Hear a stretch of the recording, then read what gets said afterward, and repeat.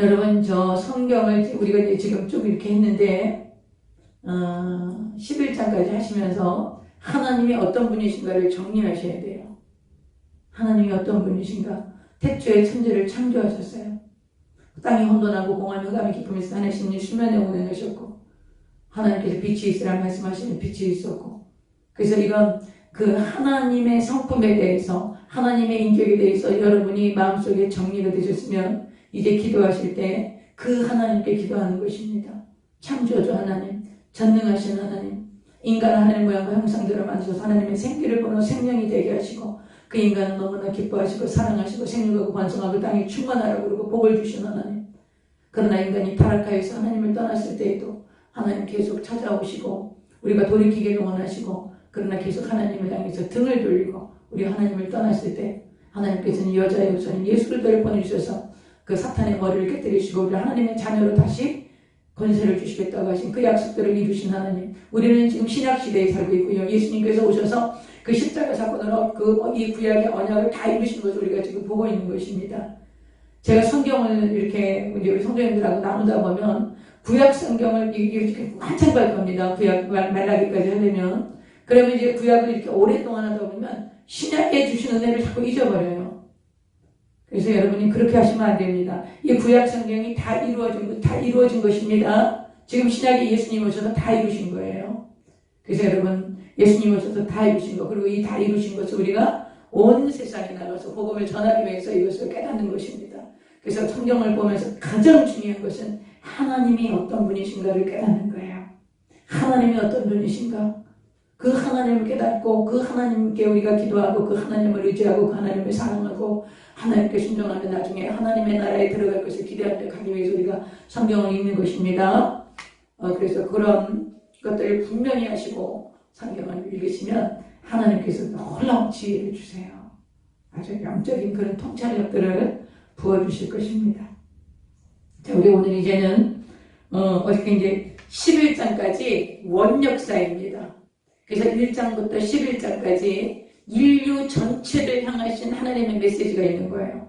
어떤 한 가정이나 한 사람을 택한 게 아니라 인류 전체를 통해서 하나님께서 하나님의 메시지를 전하시는 장면들이 11장까지 나왔습니다. 이제 12장부터는 무슨 일이 생기냐?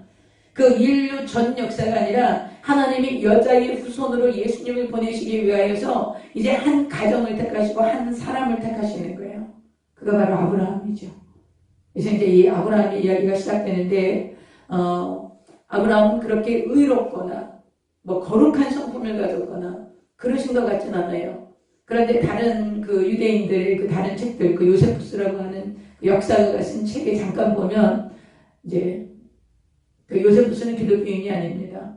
이제 그 유대인이었죠. 유대인이었다가 나중에 그 베스파시아누스라고 그 황제 AD 70년에 로마에 의해서 예루살렘이 멸망합니다. 그때 이후로 이제 디아스포라가 돼서 유대인들은 나라가 없는 사람들이 돼서 1948년도까지 이제 이렇게 세계를 떠돌아다니면서 그 안티세미티즘이라고 해갖고 반유대인주의들, 그래서 유대인들이 굉장히 온 세계 다니면서 학대를 받습니다. 왜 그렇습니까? 예수님 십자가에 못 박았다고.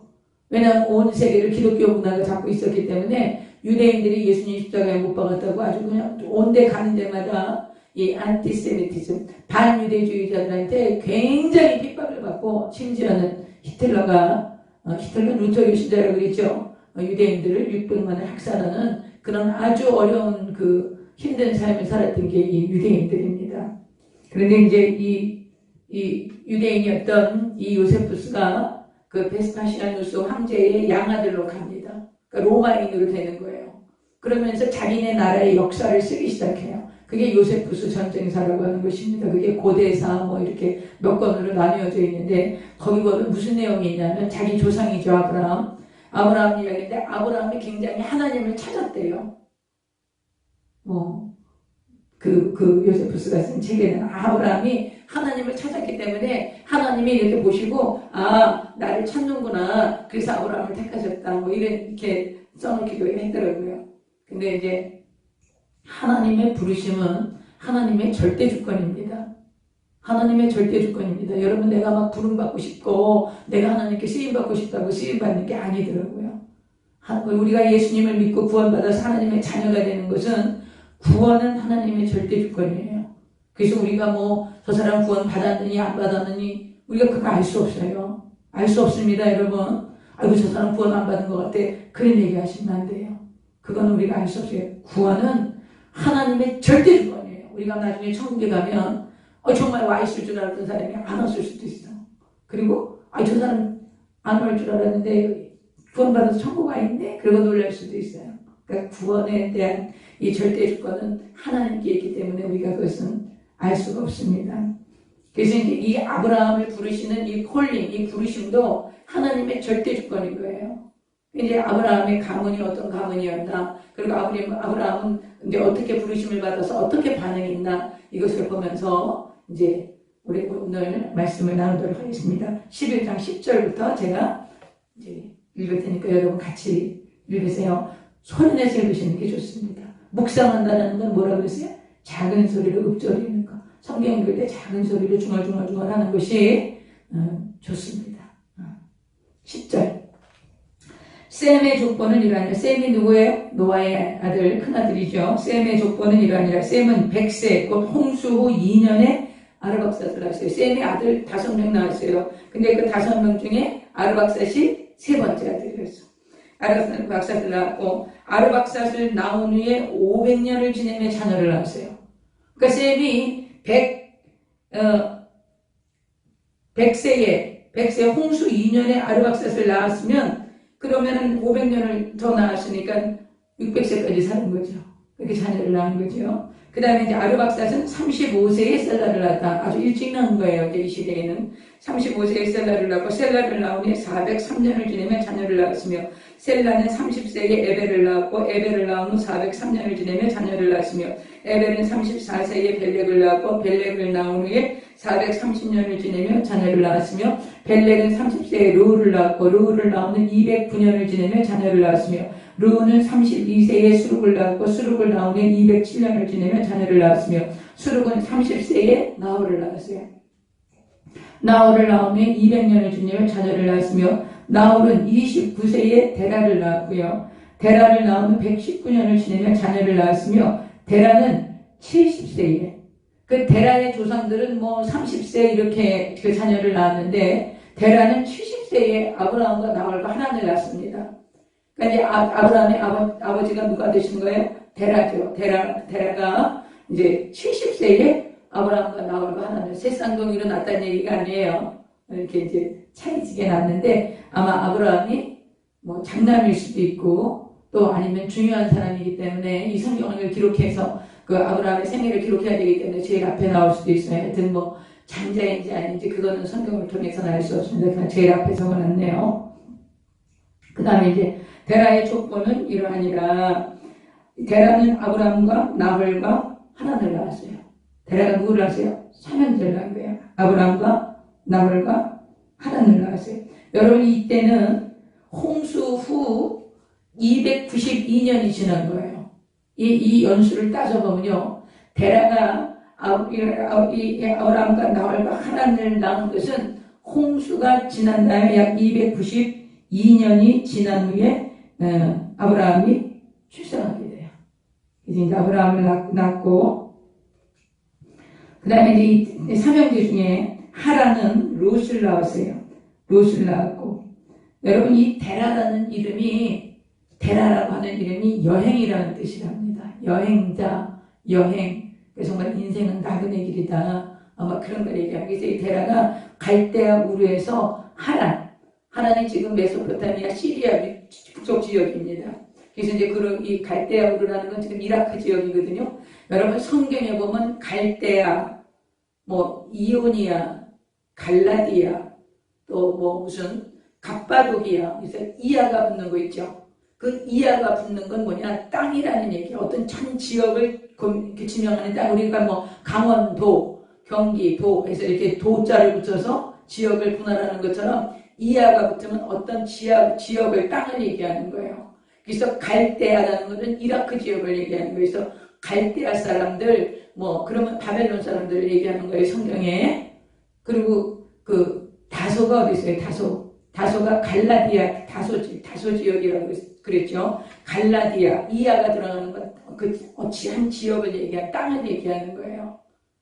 할렐루야. 이제 그런 얘기 때문에 계속 그런 지명이 많이 나오기 때문에 여러분이 그런 걸 알고 계시면 좋겠습니다. 그래서 갈대아도 이하가 들어가죠. 그래서 여기는 이제 이라크 지역을 얘기하는 건데, 갈대아에 거기 그 우르라는 곳이 있었대요. 아주 굉장히 문명이 발달한 곳이었다고 그러는데, 여기에서 이제 하란으로 올라갑니다. 하란이면은 이 갈대아 이라크에서 지금의 시리아 지역으로 쭉 올라가는 거예요. 아주 한 1000km가 넘는, 그 당시에 걸어서 가는 거 아니겠어요? 그런 엄청난 그 길을 이 데라가 자기 자녀들을 데리고 올라가는 거죠. 하란으로. 하란이 누구 고향이에요? 리브가. 하란이 이 데라가 정착했고, 나중에 이삭이 딴 데 가서 우리 며느리를 데려오지 말고 우리 고향에 가서 데려오느라. 그래서 이삭의 종이 어디까지 가요? 여기 하란까지 가요. 이 하란을 밧다나람이다 이렇게 얘기하죠. 밧다나람이나 하란이나 같은 이름이죠. 할렐루야. 그래서 이제 밧다나람이나 하란이나 같은 얘기 여기 보겠습니다. 그러니까 나중에 또 얘기할게요. 데라의 조건은 이러하니라. 데라는 아브람과 나홀과 하란을 낳고 하란은 롯을 낳았어요. 하란은 그 아비 데라보다 먼저 고향 갈대아인의 우르에서 죽었더라. 그래서 아마 여기 고향이라는 것은 특별히 이렇게 고향 삼았다는 것보다 자기 출생지였던 것 같아요. 여기서 고향이라는 말은 출생지, 자기가 탄생한 곳, 이렇게 그런 곳이었어요. 그리고 이 아브라함이라는 이름의 뜻은 뭐냐? 존귀한 자들의 아버지다, 그런 뜻이야. 존귀한 자들의 아버지. 사례는 무슨 뜻이냐? 왕비라는 뜻이 있대요. 왕비라는 뜻이. 그러니까 존귀한 자들의 어미다. 아브라함은 존귀한 자들의 아비다. 이런 이름을 이제 갖게 된 겁니다.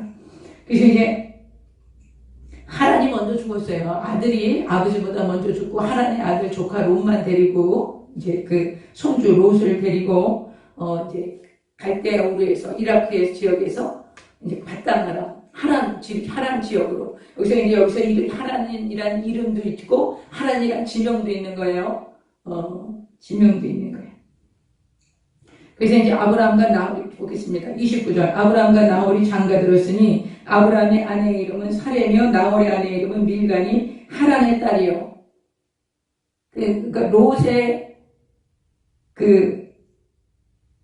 형제였겠죠.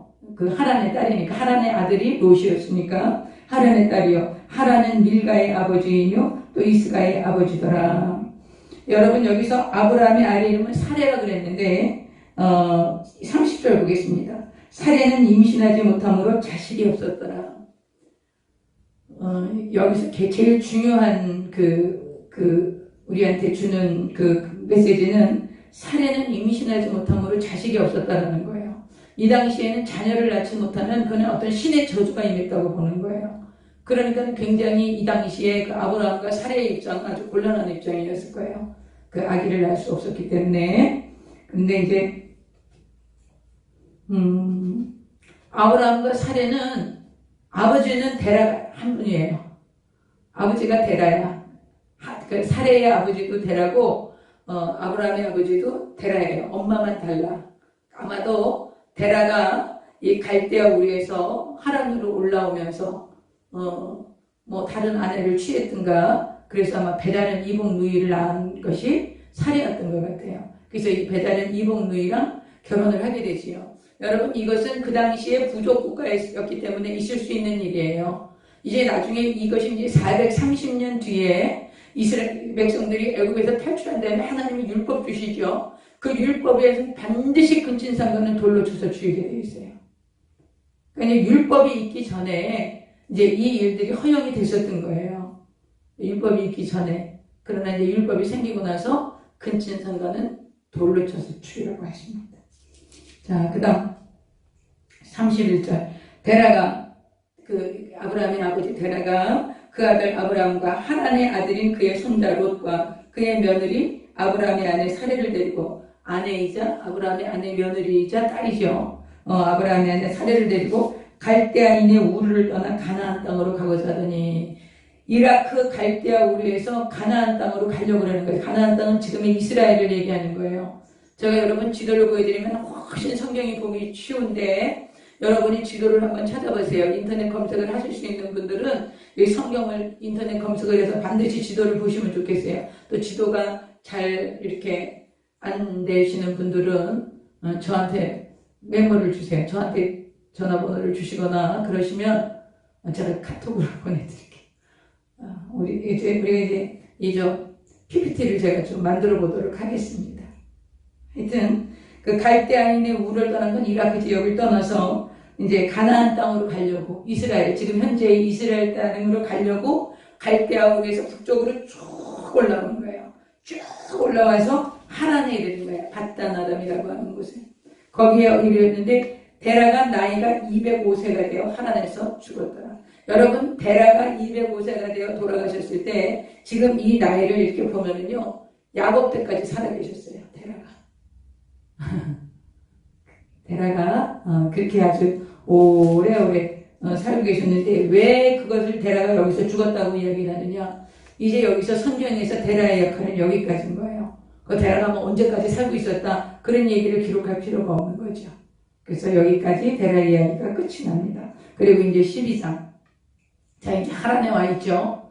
그러면 하나님께서 아브라함을 갈대아우로, 이라크 지역인 갈대아우에서 불렀을까요? 아니면 하란, 지금의 그 시리아 북쪽에 있는 그 바단-아람에서 불렀을까요? 그 우리 잘 모르죠. 그 모릅니다. 자, 그러나 어쨌든 하나님께서 이제 아브라함을 부르셔서 아브라함을 축복하는 이야기가 나옵니다. 12장 보시겠습니다. 야훼께서 아브라함에게 이르시되 너는 너의 고향과 친척과 아버지의 집을 떠나 내가 네게 보여줄 땅으로 가라. 내가 너를 큰 민족을 이루고 네게 복을 주어 네 이름을 창대하게 하리니 너는 복이 될지라. 너를 축복하는 자에게는 내가 복을 내리고 너를 저주하는 자에게는 내가 저주하리니 땅의 모든 족속이 너로 말미암아 복을 얻으리라. 이 아브라함에게 하나님이 뭐라고 그러셔요? 고향과 친척과 아버지의 집을 떠나라고 그러는 거예요. 고향이라는 건 뭐겠어요?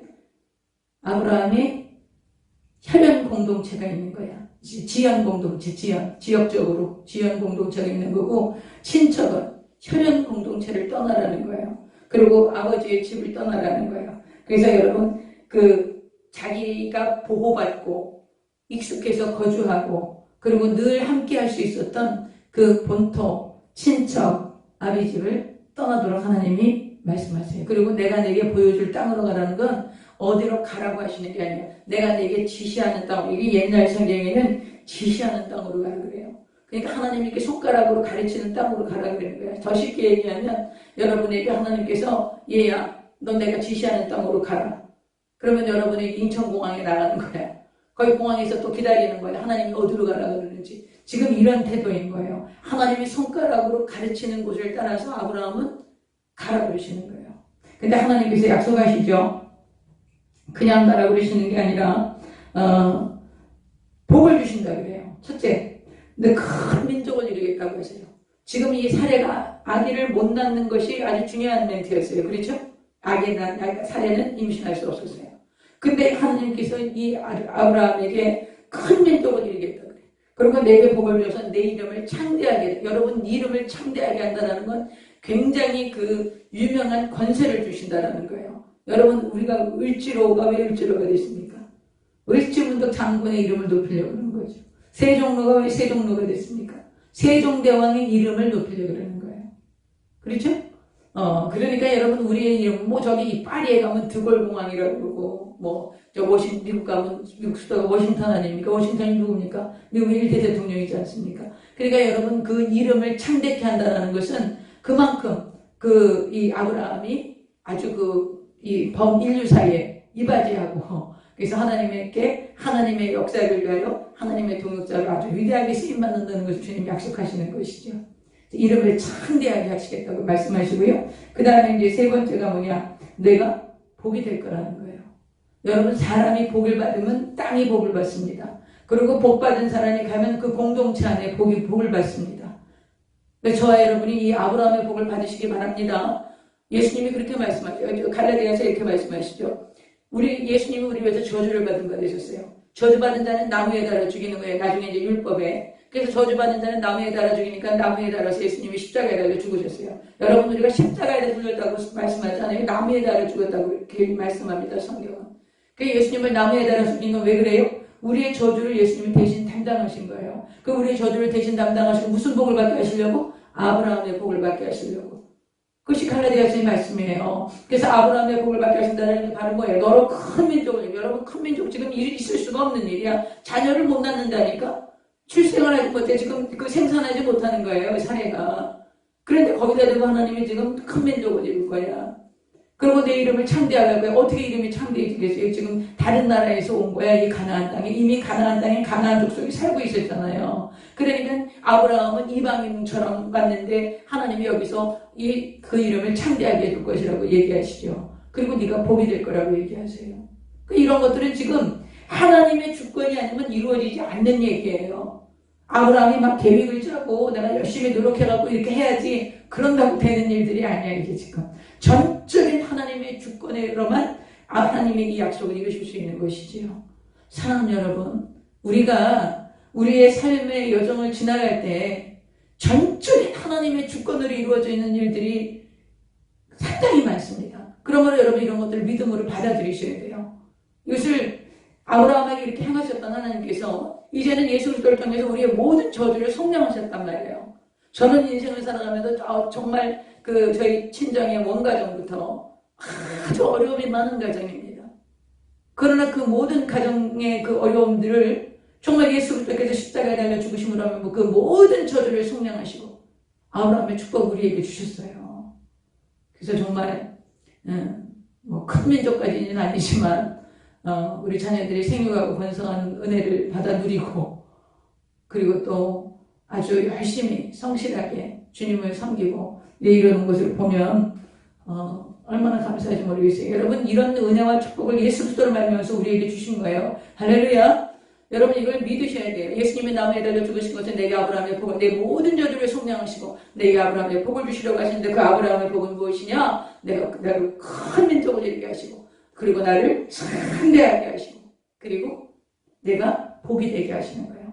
사랑하는 여러분, 내가 가는 곳마다 복이 임하는 거예요. 얼마나 감사해요. 그래서 제가 누구 만나면 그런다니까 당신이 날 만난 걸 감사하게 생각하세요. 왜 그래요? 나는 복이거든. 내가 복이거든요. 그러니까 내가 가는 곳마다 내가 만나는 사람들마다 나를 통해서 복이 흘러가기 때문에 나를 만난 거를 아주 기쁨으로 감사함으로 행복하게 생각하세요. 반드시 좋은 일이 일어납니다. 제가 그렇게 얘기해요. 근데 정말 그런 일이 일어나더라고요. 여러분, 아브라함은 하나님이 이런 언약을 주셨지만 이 언약을 잘 신뢰하지 않았어요. 많은 부분에 넘어졌었어요. 그 이제 넘어진 이야기들이 쭉 나옵니다. 자, 보세요. 자, 이제 4절 보겠습니다. 이제 이렇게 축복하셨어요. 4절. 이에 아브라함이 야훼의 말씀을 따라갔어요. 야, 하나님 이렇게 말씀하셔서 야훼 하나님 이렇게 말씀하셨으니까 이 말씀을 따라갔고 롯도 함께 데려갔어요. 함께 데려갔고 아브라함이 하란을 떠난 때가 75세인 거예요. 그러니까 갈대아 우르에서 아버지 데라와 함께 하란에 올라가서 아직 하란이 데라가 안 돌아가셨어요. 안 돌아가셨는데 아브라함이 롯을 데리고 가나안으로 내려온 거예요. 그러니까 여러분, 본토를 떠나고 친척을 떠나는 건 아버지의 두고선 떠나온 거야. 그걸 아셔야 돼요. 그 친척을 떠난다는 건 아버지가 아직 살아계신데 그 살아계신 아버지를 두고 아브라함이 내려온 거예요. 하나님의 말씀을 따라서. 여러분, 제가 그래서 저희 자녀들에게 그런 얘기 많이 합니다. 본토 친척 아버지를 떠나거라. 하나님이 지시하신 땅으로 가거라. 정말 세계는 넓고 할 일은 많다.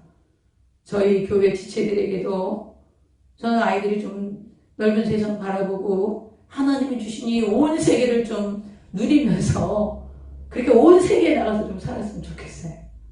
가는 곳곳마다 복의 근원이 되고 복이 되어져서 이 자녀들이 가는 곳마다 복을 전하고 그리스도의 복음이 증거되어지고 하나님의 은혜가 온 땅에 선포되어지는 그런 것을 제가 많이 기대합니다. 우리 그런 거 기대하고 기도하십시다. 그냥 여기다 묶어놓고 말이지 이럴 일이 아니라고 생각해요, 저는. 근데 이제 따라갔고 75세에서 5절 보세요. 아브라함이 그의 아내 사랴와 조카 롯과 하란에서 모은 모든 소유와 얻은 사람들을 이끌고 가나안 땅으로 가려고 떠나서 마침내 가나안 땅에 들어갔어요. 마침내 가나안 땅에 들어갔다라는 게 무슨 말일까요?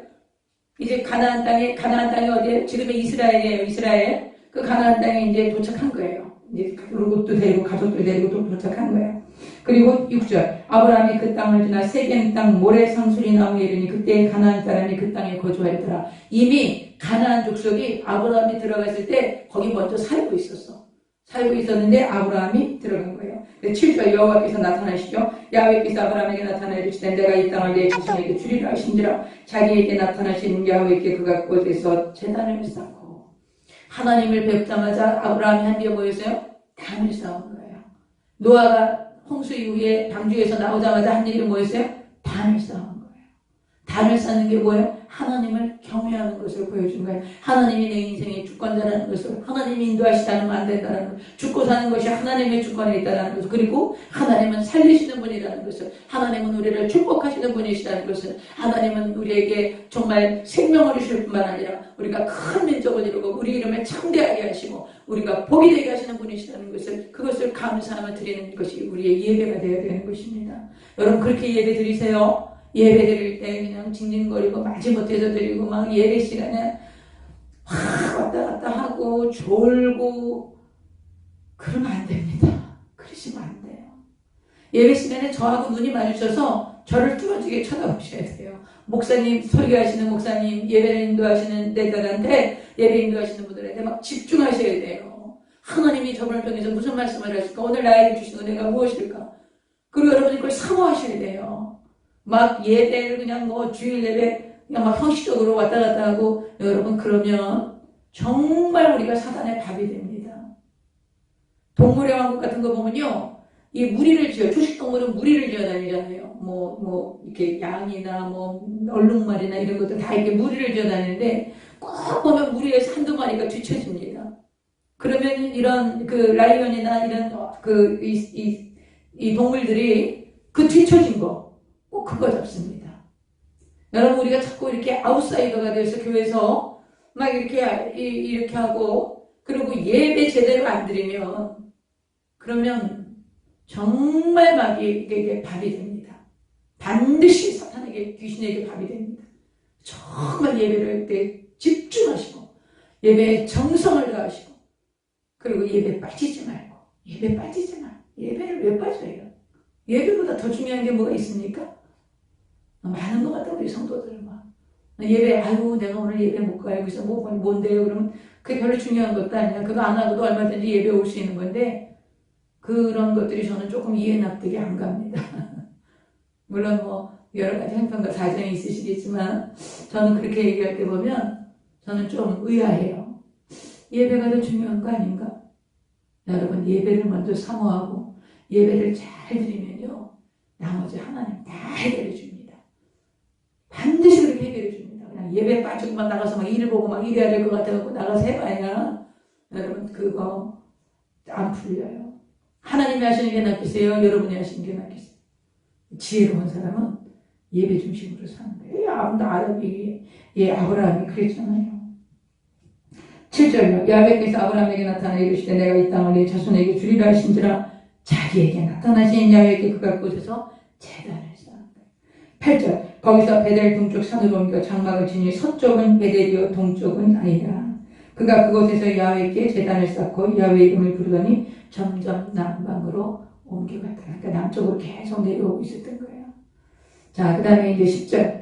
그 땅에 기근이 들었으므로 이제 가나안 땅에 들어가는데 여러분 하나님이 지시하신 땅 가나안 땅으로 들어갔어요. 근데 그 땅에 들어가는데 무슨 일이 생겼어요? 기근이 왔어요. 가뭄이 드는 거예요. 그래서 이제 기근이 들었으므로 성경 보겠습니다. 아브라함이 애굽에 거류하려고 그리로 내려갔으니 이는 그 땅에 기근이 심하였습니다. 어디로 내려갔어요?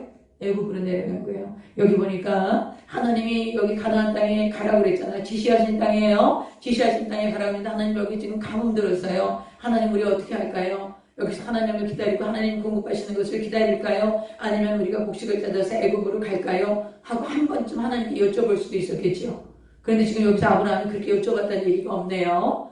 일단 이 당시만 해도 아브라함은 자기가 살 길을 자기가 찾아야 한다고 생각했던 거예요. 우리 성도들 중에도 그런 분들 많으시죠? 아유 무슨 기도는 하나님 내가 할 거는 내가 해야지 기도한다고 돼? 막 이러면서 또 이런 분들 계시죠? 여러분 기도하면 됩니다. 기도하면 돼요. 기도는 응답입니다. 기도하면 됩니다. 저는 이거 보면서 너무 아쉬운 게 바로 가요. 바로 기근이 들으니까. 근데 하나님이 지시하신 땅이야. 하나님이 가라고 하신 땅이야. 사랑하는 여러분요. 하나님이 가라고 그러고 하나님이 하라고 하신 일이니까 아무것도 역경이나 고난 없이 그냥 일이 막 잘 될 것이다. 그런 기대를 내려놓으셔야 돼요. 하나님, 그 세상 일이 그렇잖아요. 또 하나님 그렇게 하시지 않아요. 하나님은 물에도 들어가게 하고 불에도 들어가고 바람도 불고 창수도 일고 폭풍도 일고 태풍도 일게 하셔서 수많은 씨들과 날줄로 우리 인생을 너무 아름답게 수놓아 가시는 거예요.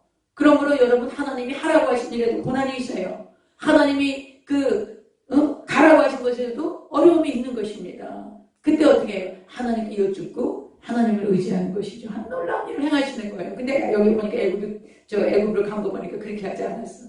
더더욱이 애굽은 그 당시에 나일강이 있었기 때문에 굉장히 비옥한 땅이었고 항상 곡식이 풍성했어요.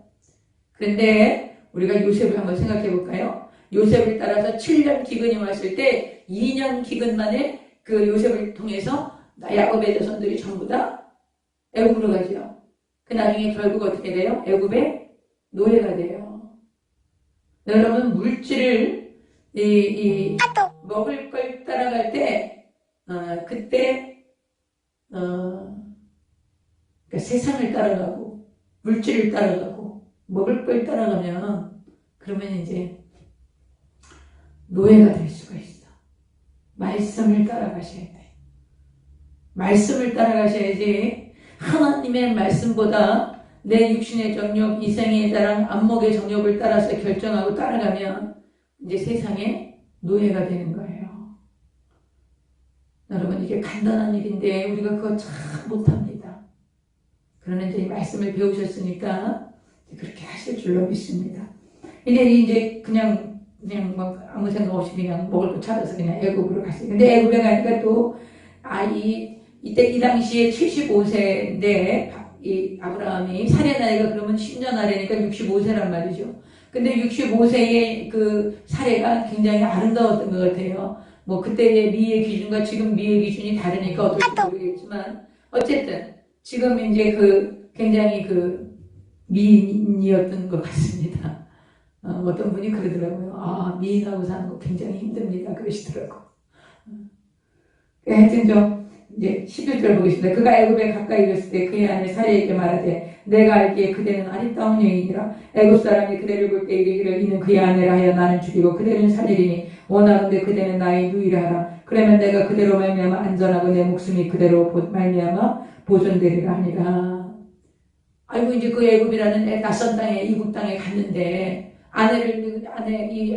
이 사례를 취하기 위해서 아브라함을 죽이고 사례를 취하려고 하면 뭐 이제 끝이잖아요. 그러니까 이제 아브라함이 날 오빠라고 하시오. 또 실제로 오빠니까. 그러니까 그렇게 이야기를 이제 하는 거지요.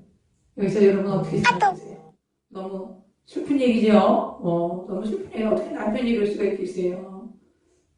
다른 데다 시집 보내려고 그러는 남편이 얼마나 섭섭하고 그러겠어요. 근데 사례가 굉장히 착한 여인이었던 것 같아요. 자, 그 다음 14절. 아브라함이 애굽에 이르렀을 때 애굽 사람들이 그 여인이 심히 아리따움을 보았고, 여러분 성경에 나오는 여자들이 다 이쁜 것 같습니다. 이 사례도 그랬고요. 또 그 리브가도 이제 아리따웠다고 나오죠.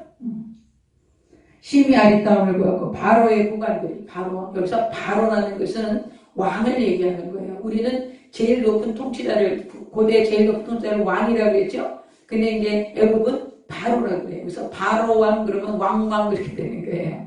왕을 바로라고 했어요. 그래서 이제 바로의 고관들도 그를 보고 바로 앞에서 칭찬함으로 그 여인을 바로의 궁으로 왕의 궁으로 이끌어 드린 거예요. 이에 바로가 왕이 그로 말미암아 아브라함을 후대함으로 아브라함이 양과 소와 노비와 암수 나귀와 넉타를 얻었더라. 아주 그냥 그 와이프 덕분에 아주 한 보따리 집 아주 그냥 한턱 엄청난 그런 재물을 얻게 됩니다. 17절. 야훼께서 아브라함의 살해의 일로 바로와 그 집에 큰 재앙을 내리시라. 누가 잘못했죠? 아브라함이 잘못했죠. 하나님 누굴 재앙을 내리세요? 바로의 집을 재앙을 내리세요. 왜 그러셨을까요? 아브라함이 아직 믿음이 성숙하지 않아. 그래서 그 믿음의 그 자리에 맞게 하나님께서 역사하시는 거예요. 나중에는 이제 하나님이 이제 100세에 낳은 아들 이삭 드려라. 그러니까 아브라함이 가차없이 드리죠. 그때 하나님 네가 나를 경외하는 걸 내가 알았다. 이렇게 얘기하세요. 그러므로 여러분 우리가 믿음이 어리고 또 거듭나서 정말 그런 그 어린 신앙일 때는 하나님 우리 편을 들어줘요. 또 우리가 신앙이 성장해도 하나님 우리 편을 들어주세요. 우리 편을 들어주는데 하나님 공의로우시기 때문에 우리가 잘못하면 가차없이 그 야단맞는 것도 우리가 많이 경험합니다. 자, 그 다음 18절. 이제 하나님이 바로에 가서 바로의 그 왕궁을 하나님이 이제 혼냈으니까 바로가 이제 아브라함을 부르지요. 바로가 아브라함을 불러서 이르되 내가 어찌하여 나에게 이렇게 행하였느냐? 내가 어찌하여 그를 내 아내라고 내게 말하지 아니하였느냐? 내가 어찌 그를 무일하여 내가 그를 데려다가 아내를 삼게 하였느냐? 내 아내가 여기 있으니 이제 데려가라. 바로가 사람들에게 그의 일을 명하며 그들이 그와 함께 그의 아내와 그의 모든 소유까지 다 보내준 거예요. 아내도 찾고 소유물도 가져오게 되는 거죠. 그래서 아주 이제 다시 돌아오게 되는, 그래서 하나님께서 아브라함에게 보호하신 것, 저와 여러분도 하나님께서 보호하십니다. 우리가 실수가 많지요. 우리가 너무 연약함이 많아서 많이 넘어지지요. 그러나 그런 실수와 연약함과 넘어짐에도 불구하고 저와 여러분을 하나님이 붙들고 계신 것입니다. 왜 그렇습니까? 예수 그리스도의 보배로운 피가 증거입니다. 예수님의 보배로운 피로 값주고 사셨기 때문에 하나님이 저와 여러분을 붙들고 계신 거예요. 그 피가 예수님의 보배로운 피 때문에 그 피를 보시고, 그래서 여러분 우리가 자꾸 넘어지고 연약해도 자꾸 돌아와야 돼. 꽉대고 그냥 에라 모르겠다 이러시면 안 돼요. 하나님의 은혜를 생각하고 자꾸 하나님 품으로 들어와야 돼. 그걸 얼마나 기뻐하시는지 몰라요. 자, 13절. 이제 재물을 많이 얻었잖아요. 그러니까 아브라함도 재물이 많고 롯도 재물이 많아. 그러니까 그 중동에 풀도 많이 없는데 그 풀 먹이느라고 그 목동들끼리 싸움이 일어나고 그러는 거예요. 그러니까 이거 안 되겠다. 롯 보고 이제 아브라함이 불러서 얘야 조카 롯아 너 이렇게 좀 사방을 둘러보고 네가 그 목축을 하시게 돼 좋고 네가 살기 좋은 땅이 있으면 그 땅으로 네가 먼저 땅을 택해서 가거라. 아주 삼촌답지요. 그래서 이제 롯이 땅을 쫙 들여다보니까 저리 소돔과 고모라 땅이 있어요. 소돔 땅이 있는데 그 땅이 아주 비옥하고 풀도 많고 그런 것 같아. 이제 그럼 삼촌 나는 내 식솔들과 내 이런 목축들과 목동들을 데리고 나는 저쪽으로 가겠습니다. 그래서 롯을 떠나보냅니다. 그것이 이제 13장입니다. 같이 봅니다.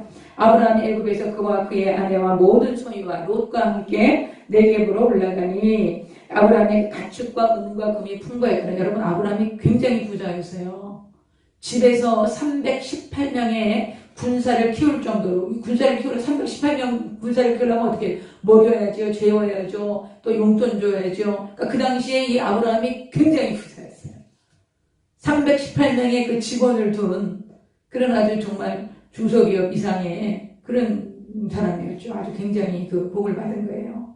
여러분도 그런 복을 받으셔서 주의 거룩한 사역에 헌신되어 되시기를 바랍니다. 보겠습니다. 아브라함의 2절. 가축과 은과 금이 풍부하였더라. 그가 네겝에서부터 길을 떠나 베델에 이르며 베델과 아이사이 곧 전에 장막 쳤던 제일 처음에 가나안 땅에 들어왔을 때 장막 쳤었죠. 거기에 그가 처음으로 제단을 쌓은 곳이라. 4절. 그가 거기서 여호와의 이름을 불렀더라. 아브라함의 이름 롯도 양과 소와 장막이 있으므로 그 땅이 그들이 동거하기에 넉넉하지 못하였으니 이는 그들의 소유가 많아서 동거할 수 없었습니다. 소유가 많았던 거예요.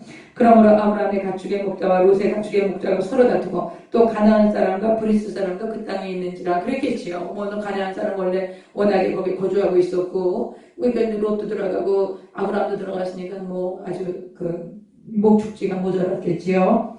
8절. 아브라함이 롯에게 이르되 우리는 한 친족이라 나나 너나 내 목자나 너의 목자나 서로 다투게 하지 말자. 내 앞에 온 땅이 있지 아니야. 나를 떠나가라. 내가 좌하면 나는 우하고 내가 우하면 나는 좌하리라. 아주 어른답게 조카 롯에게 먼저 선택권을 주십니다. 10절. 이에 롯이 눈을 들어 요단 지역을 바라본즉 수알까지 온 땅에 우리 넉넉하니 야훼께서 소돔과 고모라를 멸하시기 전이었으므로 여호와의 동산 같고 애굽 땅과 같았더라. 애굽 땅 굉장히 나일강 때문에 비옥했거든요. 그리고 여호와의 동산 에덴 동산 같았다는 거예요. 얼마나 보기에 좋았겠어요. 그 다음 11절. 그러므로 롯이 요단 온 지역을 택하고 동으로 옮기니 그들이 서로 떠난지라. 이 동쪽으로 가는 게 문제예요. 가인이 어디로 갔어요? 동쪽으로 갔어요. 이 동쪽으로 가는 게 문제라니까. 이 롯도 동쪽으로 가는 거야. 동으로 옮기니 그들이 서로 떠난지라. 아브라함은 가나안 땅에 거주하였고 롯은 그 지역의 도시들에 머무르며 그 장막을 옮겨 소돔까지 이르렀더라. 이제 소돔성까지 갑니다. 자, 13절. 소돔 사람은 여호와 앞에 악하며 큰 죄인이었더라. 여러분, 눈으로 보기 좋은 거, 정말 근사해 보이는 거, 거기가 하나님이 악하다고 하신 것이면 가지 말아야 돼요.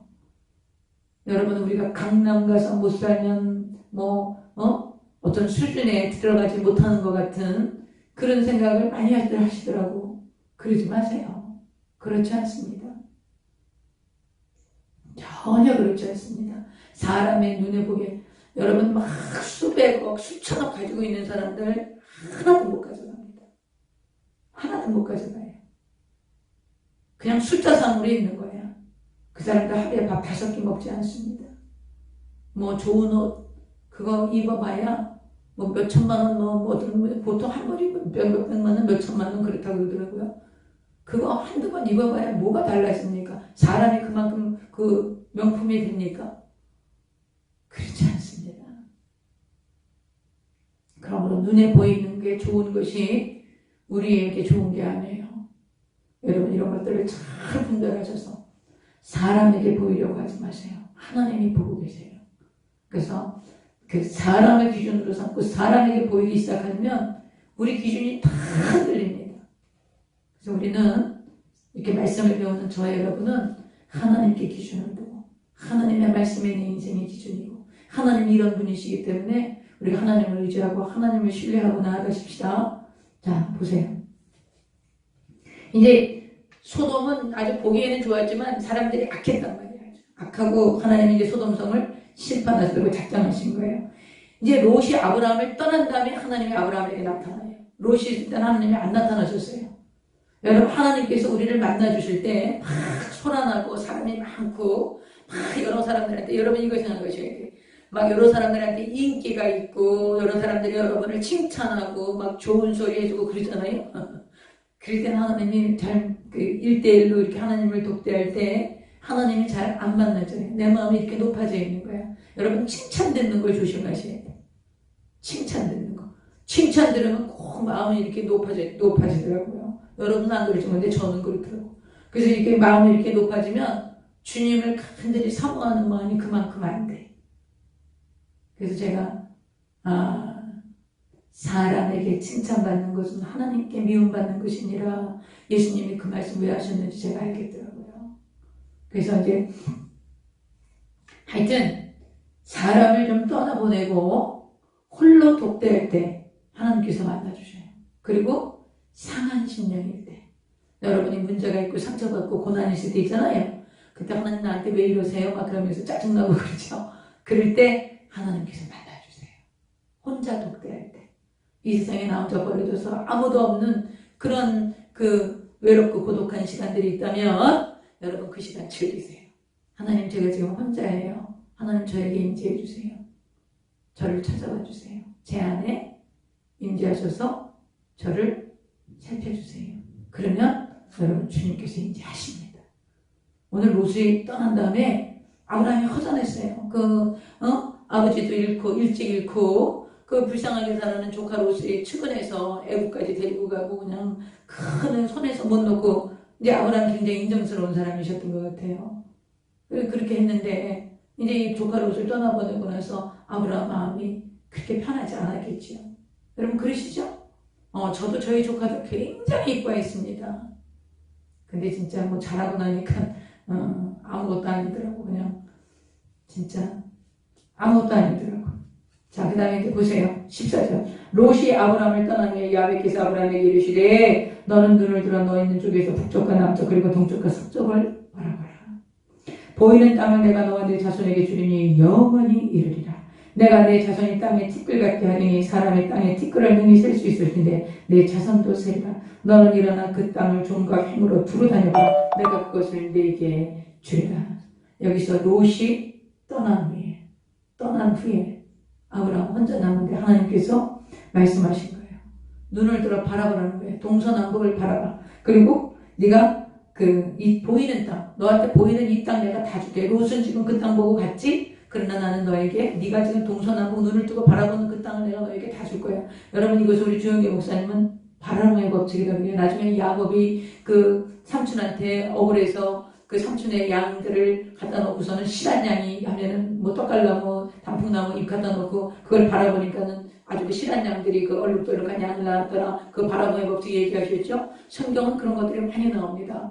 하나님께서 우리에게 제시하세요. 바라보라고 하시는 거예요. 여러분, 동서남북을 바라보세요. 바라보시고 그 보이는 땅을 하나님이 내게 주신다고 말씀하시는 거예요. 그래서 여러분, 하나님을 너무 쫓아나고 그냥 막 내 안에 이렇게 내가 하나님을 제한해서 그렇게 하시면 안 돼요. 여러분, 윌리엄 캐리라고 하는 인도 선교사가 있었어요. 이분이 굉장히 그 인도 선교사를 가서 고난을 많이 겪습니다. 여러분, 주님이 가라고 하신 것에 가지고 고난이 있어요. 주님이 하라고 하신 일도 고난이 있습니다. 근데 그분이 뭐라 그러냐? 야훼를 위하여서 야훼께서 위대한 일을 행하실 것을 기대하라. 하나님이 위대한 일을 행하실 것을 기대하라는 거예요. 그리고 하나님을 위하여 위대한 일을 시도하라는 거예요.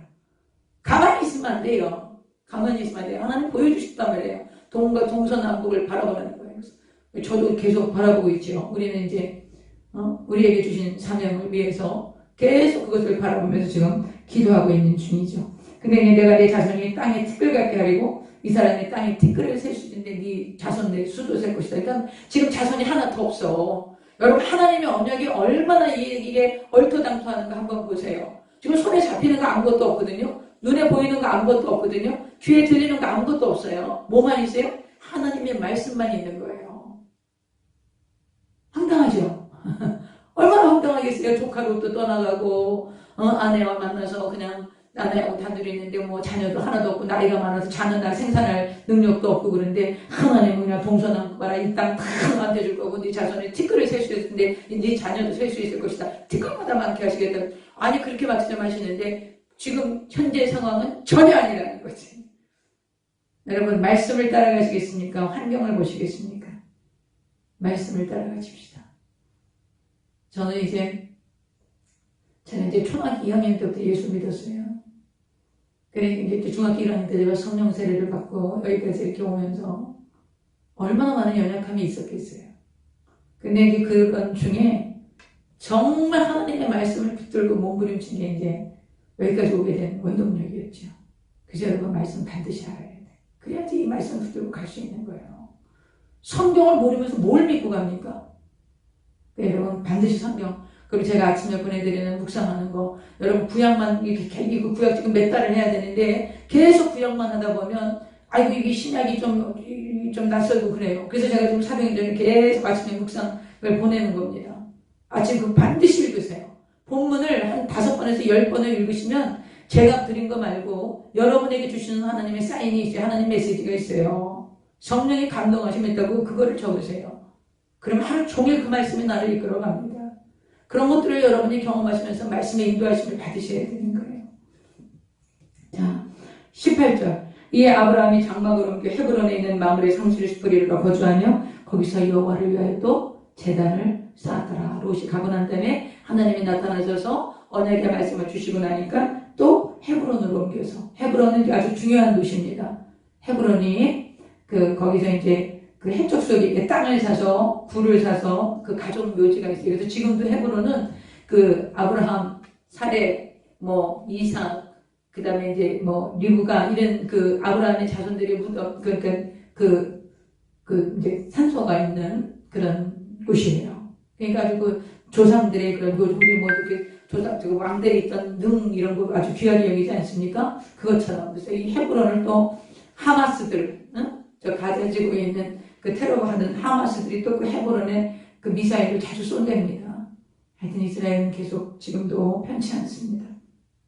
그 다음에 이제 14장. 당시에, 여기 14장은 최초의 중동전쟁이 일어나는 거예요. 최초의 중동전쟁이 일어나서, 이제 롯이 살던 그 소돔의 그 사람들을 다 잡아가는 그런 전쟁이 일어납니다. 그래서 이제 아브라함이 자기 가신들, 318명의 가신들을 데리고 가서 그 사람들을 이제 공격해왔던 그 사람들을 다 물리치고 이제 자기 가족들, 조카들을 다 데려옵니다. 데려오면서 거기서 이제 멜기세덱 제사장을 만나게 돼요. 들어보셨죠? 멜기세덱 제사장을 만나고 그 소돔 왕이 이제 그 전리품을 아브라함이 가지라고 해요. 그러니까 아브라함이 딱 냉정하게 거절합니다. 우리가 쓴 거, 그리고 거기 이제 같이 참여했던 그 병사들에게 줄 거, 그 용병들에게 줄 거 외에는 나는 너에게 죄를 취하지 않겠다. 그래서 소돔 왕에게 딱 선을 긋습니다. 여러분 이것도 굉장히 중요한 겁니다. 선을 딱 긋습니다. 그리고 멜기세덱에게 이제 11조를 드리고 멜기세덱에 이제 이 멜기세덱은 예수님이 이제 인간으로 오신 또 하나의 형형이라고 하는데 어디서 오셨는지 그게 없어요. 다만 살레망이라는 건 아마 살렘이라는 것은 평화를 얘기하는 거죠.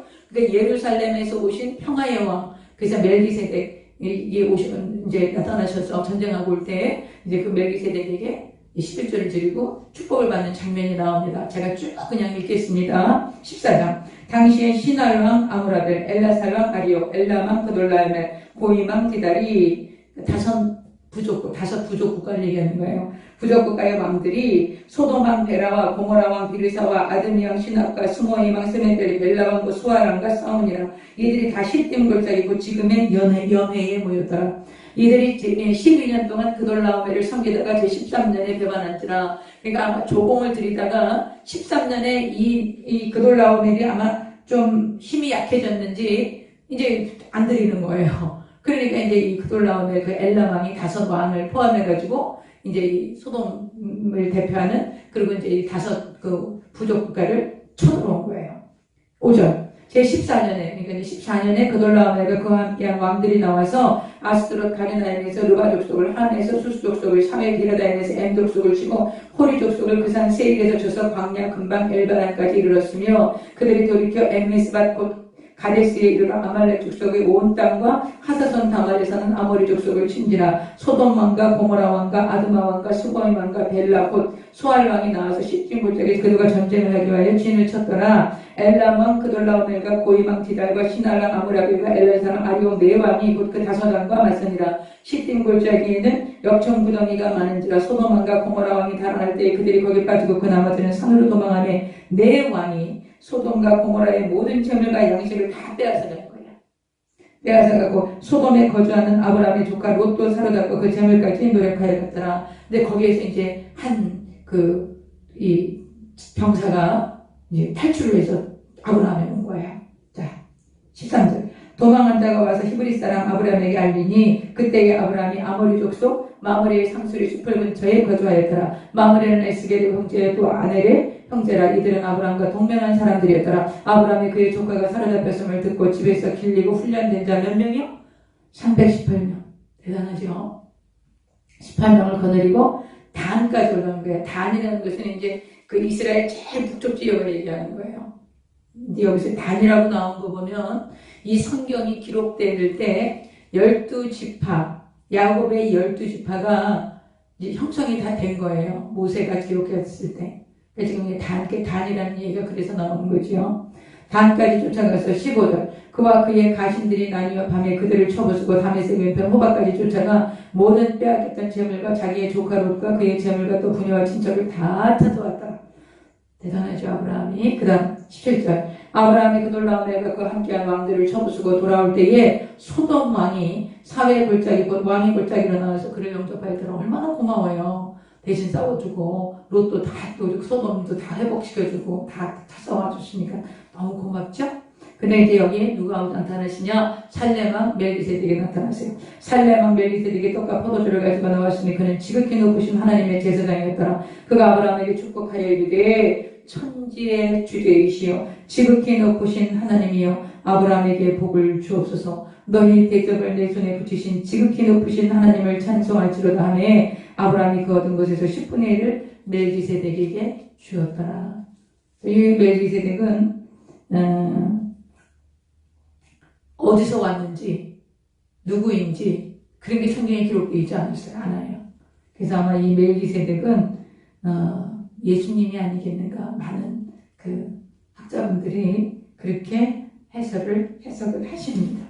그 다음 21절. 소돔 왕이 아브라함에게 이르되 사람은 내게 보내고 물품은 내가 가지라. 그러니까 이제 그 소돔 성을 이제 다 찾아왔기 때문에 사람들은 도로 다 보내고 전리품, 전쟁에서 이겼으니까 전리품은 그 아브라함 당신이 가져가시오 이렇게 얘기해요. 아브라함이 안 가져옵니다. 이런 태도는 굉장히 단호하고 아주 좋은 태도예요. 여러분 이 전리품 당연히 가져올 수 있는 거거든요. 그런데 이런 거 받으면 올무가 돼요.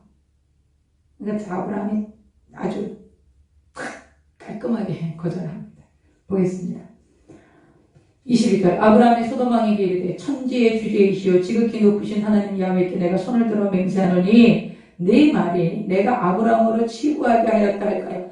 네가 나를 이렇게 주고서 네가 나를 부자를 만들었다고 그럴 거 아니야. 난 그러고 싶지 않다는 거예요. 아브라함이 내 말이 내가 아브라함으로 치부하게 하였다 할까요? 내게 속한 것은 실 한 오락이나 들매끈 한 가닥도 내가 가지지 않을 거야. 아니 필요 없어 그런 거 다 얘기하시는 거죠. 아주 단호하게. 그러길래 여러분 덥석덥석 누가 주면 받으시면 안 돼요. 잘못하면 올무가 된다고. 꼭 내가 수고하고 이렇게 해서 받는 거는 감사한 일이지만 이건 지금 수고하고 전쟁에서 이기기 때문에 이 전리품 당연히 가질 수 있는 거예요. 근데 아브라함은 그것조차도 거절하는 거예요. 왜 그러냐? 소돔왕이 나한테 줘갖고 내가 이렇게 그것을 취해서 내가 부자 됐다고 뭐 내가 준 거야 막 이러면서 이제 치부할까봐 나는 그거 받지 않겠다. 나는 이제 이렇게 단호하게 얘기한 거예요. 그러나 이제 거기 병사들이 있죠. 24절 오직 젊은이들이 먹은 것과 나와 동행한 아넬과 에스볼과 마므레의 분깃을 제하지니 그들이 그 분깃을 가질 것입니다. 그래서 아브라함의 전쟁에 참여했던 그 사람들에게는 뭐 이렇게 살이를 해야 되지만 그 외에 아브라함이 막 그거 받아가지고 그 전리품 가져가지고 아브라함이 내가 전쟁에서 그거 다 줬다고 말이야. 자기가 그렇게 아브라함을 챙겨줬다 이런 소리는 나는 듣고 싶지 않다. 아브라함이 깔끔하게 거절합니다. 할렐루야. 자 오늘은 그래서 이제 내일은 금요일이기 때문에 우리가 금요 예배를 드리도록 하겠습니다. 그리고 제 목표는 제가 성경을 한 절도 안 빼놓고 읽는 거야. 읽고 설명을 해드리는 거예요. 한 절도 안 빼고. 한번 해보려고 그래요, 제가요. 한 절도 안 빼고 다 읽고 그리고 여러분에게 설명을 해드리고 이제 뭐 이렇게 한번 해서 계시록까지 한번 가보려고 합니다. 지금 이렇게 오늘 12장부터 11장 후반부터 12장 있는데 12, 13, 14장을 했으면 이거 3장 한 거예요. 하루에 3장, 주일날 5장 하면 1년 동안 본다고 그랬어요. 근데 이제 나중에 주일로 가면 굉장히 빨라집니다. 이게 굉장히 빨라지기 때문에 올 연말까지 이 성경을 우리가 계시록까지 볼 수 있지 않을까. 그래서 여러분이 이 기회에 그리고 또 특별히 또 이영훈 목사님께서 또 하나님께서 말씀을 주셨다 그러죠. 성도들 전부 성경 일독하게 하라. 얼마나 좋습니까? 성경 일독하게 하시라고 하나님이 강권적으로 막 말씀하셨다 그러니까 여러분 그 말씀에 순종해서 매일 성경을 이렇게 3장, 4장씩 읽어가는 거 이거 굉장히 유익합니다. 그래서 이제 제가 이제 내일은 우리가 금요 예배를 드리고 토요일은 제가 하겠습니다. 이거 토요일 오후에 제가 15장 쭉 읽어드리면서 제가 좀 설명을 해드리겠습니다. 그래서 이것을 계속 우리가 보고 나가겠습니다. 그래서 15장부터 계속 토요일날 하고 주일날도 저희 주일 설교를 이거 계속 나가겠습니다. 그래서 올 연말까지 계시록을 하려면 매일 해야 돼요. 매일. 금요일만 빠지겠습니다. 금요일만. 그래서 여러분 성경을 일독하실 때 성경 전체를 맥을 잡고 하나님께서 어떤 분이신지를 알아가고 나는 어떤 존재인지를 알아가고 나는 어떻게 살아야 하는지 알아가서 하나님의 기쁨으로 세워주시기를 바랍니다.